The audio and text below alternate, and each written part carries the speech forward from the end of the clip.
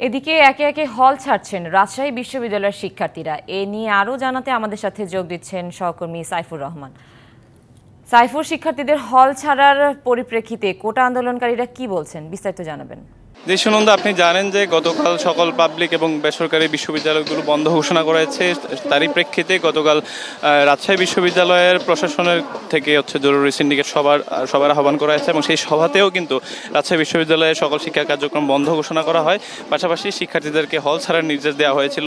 কিন্তু আজকে সকাল থেকে যদিও অনেক শিক্ষার্থী হল ছেড়ে বাড়ির উদ্দেশ্যে চলে গিয়েছেন, ক্যাম্পাস ছেড়ে গিয়েছেন, কিন্তু আমরা দেখতে পাচ্ছি যে আসলে প্রচুর শিক্ষার্থী, হাজার হাজার শিক্ষার্থী কিন্তু আবারও আন্দোলনে নেমেছে। তারা তাদের সবার হাতে লাঠিসোঁটা, রড এবং বিভিন্ন জিনিসপত্র নিয়ে তারা কিন্তু মাঠে নেমেছেন। তারা তাদের আন্দোলন অব্যাহত রাখার জন্য তারা আবারও আন্দোলন শুরু করেছেন, বিক্ষোভ শুরু করেছেন।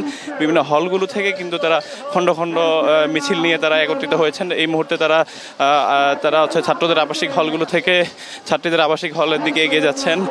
সেখানে কিন্তু তারা ছাত্রীদেরকে সঙ্গে নিয়েই আবারও রাজশাহী বিশ্ববিদ্যালয়ের প্যারিস রোডে কিন্তু তারা জমায়েত করবেন। সেখানে তাদের আন্দোলন শুরু করবেন, তাদের বিক্ষোভ শুরু করবেন। তো রাজশাহী বিশ্ববিদ্যালয়ের শিক্ষার্থীরা কিন্তু যদিও হল ছাড়ার কথা, অনেকেই হল ছেড়েছেন, কিন্তু তার মধ্যেও কিন্তু অনেক শিক্ষার্থী বর্তমানে আন্দোলনে নেমেছেন। তারা আন্দোলন করছেন, তারা বিক্ষোভ করছেন, তারা স্লোগান দিচ্ছেন, কোটা বিরোধী বিভিন্ন স্লোগান দিচ্ছেন। তাদের একটাই কথা যে কোটা সংস্কার, সেই কোটা সংস্কার তাদের করতে হবে। পাশাপাশি তাদের উপর যে সেই হামলার প্রতিবাদ কিন্তু তারা জানিয়েছেন। পাশাপাশি বিশ্ববিদ্যালয়ে যে হল বন্ধের যে ঘোষণা দিয়েছিল, সেই নির্দেশ তারা সেই নির্দেশ মানছেন না। তারা বিশ্ববিদ্যালয় প্রশাসনের কোনো নির্দেশ কিন্তু তারা আবারও মাঠে নেমেছেন, হলে কিন্তু অবস্থান নিয়েছেন ছাত্রীদের আবাসিক হলগুলোতে। সাইফুর, ধন্যবাদ আপনাকে। এদিকে খুলনা বিশ্ববিদ্যালয়ের এখনো হল ছেড়ে যাননি কোনো শিক্ষার্থী। এ বিষয়ে আরও জানাতে আমাদের সাথে যুক্ত আছেন মোহাম্মদ জায়েদ। হল না ছাড়ার কারণ কি, শিক্ষার্থীরা কি বলছেন? জি, আপনি জানেন যে গতকাল বাংলাদেশ বিশ্ববিদ্যালয় মঞ্জুরি কমিশনের পক্ষ থেকে বাংলাদেশের সকল বিশ্ববিদ্যালয়ে বন্ধ ঘোষণা করা হয়েছে এবং বিশ্ববিদ্যালয়ের সকল উপাচার্যদের কাছে একটি চিঠি প্রেরণ করা হয়েছে যে সকল শিক্ষার্থীদেরকে যেন নিরাপদভাবে হল ছাড়তে পারেন সেই ব্যবস্থা নেওয়ার জন্য। তো আমরা আছি এই মুহূর্তে খুলনা বিশ্ববিদ্যালয়ের জাতির জনক বঙ্গবন্ধু শেখ মুজিবুর রহমান হলে। তো ঠিক এই মুহূর্তে আসলে এখন পর্যন্ত খুলনা বিশ্ববিদ্যালয়ের কোনো শিক্ষার্থী বিশ্ববিদ্যালয়ের যে হল ত্যাগ করার সেটি তারা করে নাই। বিশ্ববিদ্যালয়ের পক্ষ থেকে এখন পর্যন্ত কোনো ধরনের নোটিশ আমরা পাইনি। তবে ঠিক এই মুহূর্তে বিশ্ববিদ্যালয়ের যে সিন্ডিকেট রয়েছে সেই সিন্ডিকেটের একটি সভা অনুষ্ঠিত হচ্ছে। ধারণা করা হচ্ছে সিন্ডিকেট সভা থেকে, যে জরুরি সিন্ডিকেট সভা আজকে ডাকা হয়েছে, সেখান থেকে একটি ঘোষণা আসতে পারে বিশ্ববিদ্যালয় বন্ধের বা বিশ্ববিদ্যালয়ের যে হল বন্ধের সেটির ঘোষণা আসতে পারে। তখন যদি ঘোষণা আসে তাহলে শিক্ষার্থীরা সেক্ষেত্রে তাদের যে হল সেটি তারা ছাড়বেন। আপনাকে আরেকটি বিষয় জানিয়ে রাখি, এই মুহূর্তের মধ্যে আজকে 11টার সময় বিশ্ববিদ্যালয়ের শিক্ষার্থীরা খুলনার যে জিডি পয়েন্ট মোড় রয়েছে সেখানে তারা আজকে আবারও তাদের যে আন্দোলনের যে কর্মসূচি সেটিও তারা চালিয়ে যাবেন। তো সর্বশেষ যেটি বলা যায় যে আসলে বাংলাদেশের যে বিশ্ববিদ্যালয় বন্ধের কর্মসূচি রাখা হয়েছে ঠিক তার মধ্যে খুলনা বিশ্ববিদ্যালয় এখন পর্যন্ত কোনো ধরনের সিদ্ধান্ত নেয়নি এবং বর্তমান যে সিন্ডিকেট সভা চলছে সেখান থেকে যদি সিদ্ধান্ত আসে সেক্ষেত্রে শিক্ষার্থীরা হল ছাড়বেন। তো এটাই ছিল আমার কাছে খুলনা বিশ্ববিদ্যালয় থেকে সর্বশেষ খবর। জায়েদ, ধন্যবাদ আপনাকে।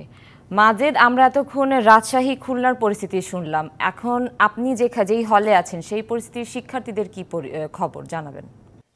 সুনন্দা, আসলে গতকাল বিশ্ববিদ্যালয় মঞ্জুরি কমিশনের নির্দেশনার পরপরই কিন্তু আমরা দেখেছি বেগম রোকেয়া বিশ্ববিদ্যালয়ের 106তম যে সিন্ডিকেটের সভা, সেই সভায় সিদ্ধান্ত নেওয়া হয়েছে এবং এরপরে শিক্ষার্থীদের নির্দেশনা দেওয়া হয়েছে যে আজকে বেলা 12টার মধ্যেই যারা শিক্ষার্থী রয়েছেন তারা যেন আবাসিক হল ত্যাগ করেন। এবং এই নির্দেশনা পাওয়ার পর থেকে আমরা গতকালকেই কিন্তু দেখেছিলাম যে শিক্ষার্থীরা কালকে রাত থেকেই যাওয়া শুরু করেছে।